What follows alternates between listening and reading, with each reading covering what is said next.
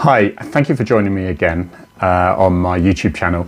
It's here that I can discuss things from the police officer side of things because I have the freedom and the shackles cut off from now being a former police officer, having been 30 years in armed response, traffic and frontline policing. So hopefully I can talk with a little bit of some conviction, really.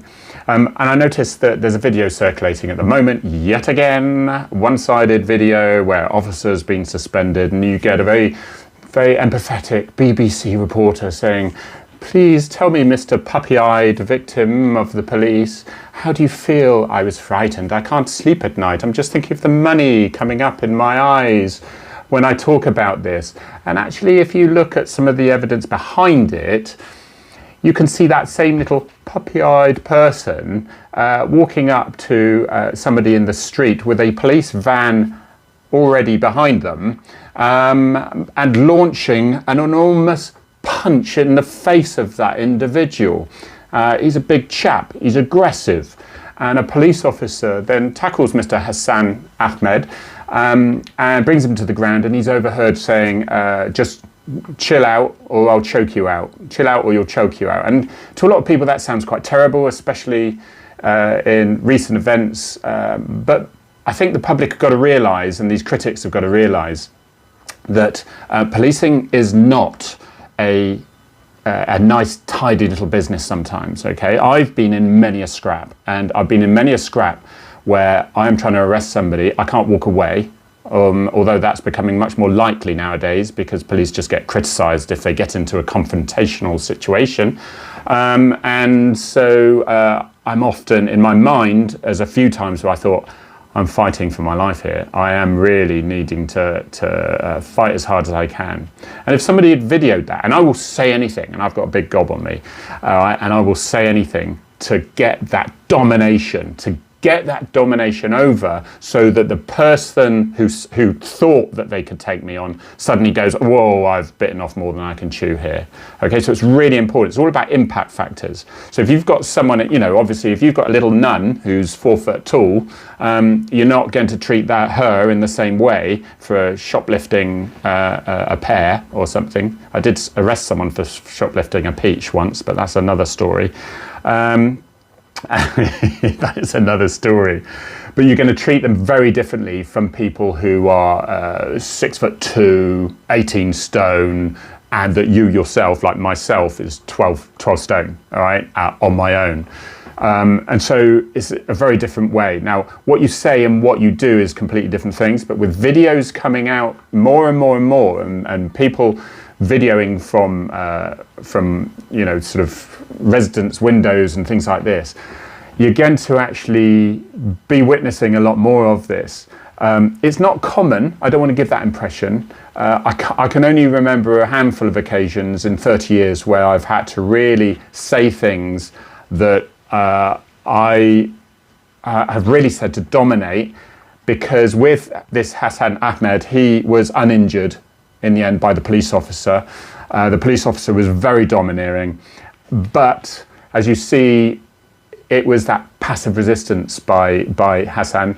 It was constant passive resistance. It was like, he's got his hands out, but he's rigid. He's not moving. The officer's trying to turn him round over to his front. He's not doing it. The officer's shouting, "Get on your front!" like this, domination. So why is Hassan not just rolling round saying, yes, okay, no problem? Because what they say and what they do is different matter. And passive resistance is incredibly, I'm 12 stone.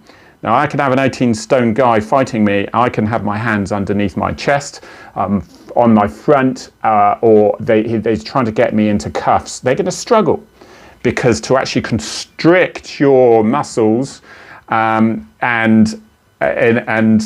is much easier than actually trying to manipulate someone into a particular position. All right, so what frustrates me is it says the officer has been suspended.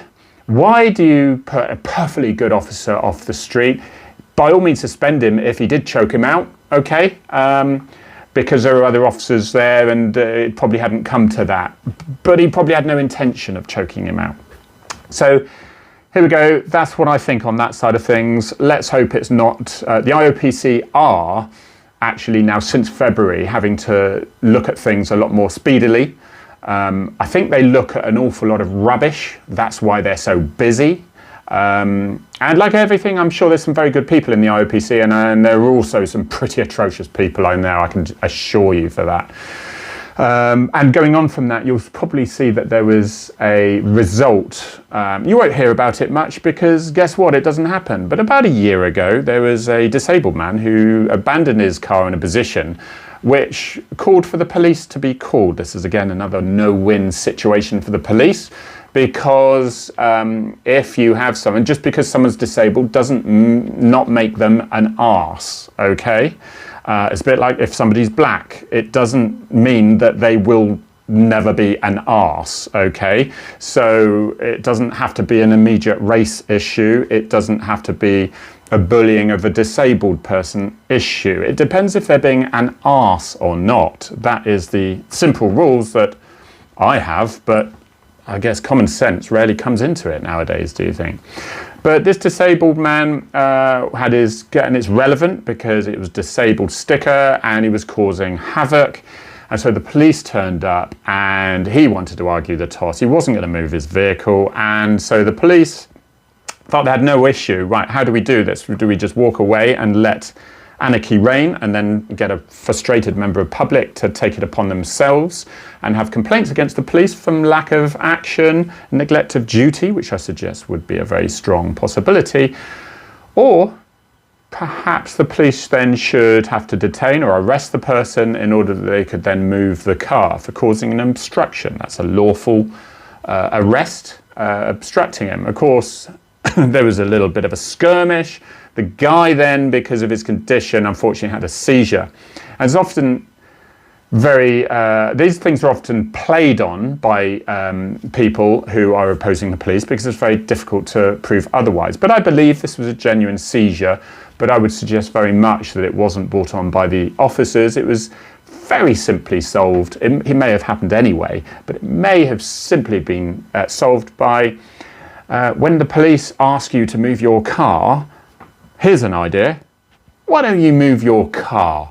But no, we have to argue with the police every time now because we've seen it on social media. If you argue with them and you end up getting in a tussle, they end up getting suspended and then maybe you'll get some payout because it's less cheap, less expensive than fighting the incident in court. How about that? So, you know, one thing I agree with the new powers of the IOPC, it's get things along speedily, but also it's not going a little bit more like the RAF situation where instead of becoming a blame society, it becomes a learning society, which is excellent, and the police are far, far behind on. So, for example, if there's a mistake that occurs in the RAF, and somebody thinks, well, I'm going to get into trouble with that. I could be thrown off piloting my Tornado aircraft or whatever, or my, and in civil air, you know, jumbo jets and civil as well, is that it's important that those issues come out so they can be learned by other people so that, hey, less people die. And so that's why it's really important. And it's this culture of saying, hey, this is what happened. It could have been better. Can we prevent it? So this was having the police. And so with the disabled guy, the officer was told to actually, okay, just reflect on that and see how you could potentially have dealt with that in the future to prevent these things escalating. I hope that's not just going to be a standard chuck out for everything so that at least, you know, it can't say, so it's easier than saying, yes, the officer was exonerated, and disabled people, if you are fighting the police, I suggest you don't fight the police. There were no charges. The CPS didn't bring charges. Now there's two sides to this. You can say, well, the guy was guilty, and by not charging him with the offence, it's showing some sort of blame on the police, which certainly isn't the case. But with the charging standards as well, it needs to be considered whether it's in the public interest, whether it's proportionate to charge at that time as well. And it might have been considered that because the chap has actually had a seizure and that he may have been quite remorseful, said yes, or been a bit of an idiot, I don't know. Probably not, but I don't know. Okay. Then they think, look, hang on, what's it going to prove? What's it going to create by clogging the court system with a load of stuff that isn't really going to achieve much? So I'm in two minds about that. That's fine. And I think those two are the things that I've got a lot more to talk about, but I'm sure they will come out in the following days. I was going to do this once a week or something. It's turning out once a day at the moment. But please subscribe on the bottom right of your screen. And that's that way. There's a little circle there, and there's another little video there that you can actually watch in Relevant. And thank you for joining me. And please subscribe and share and like. Thank you very much.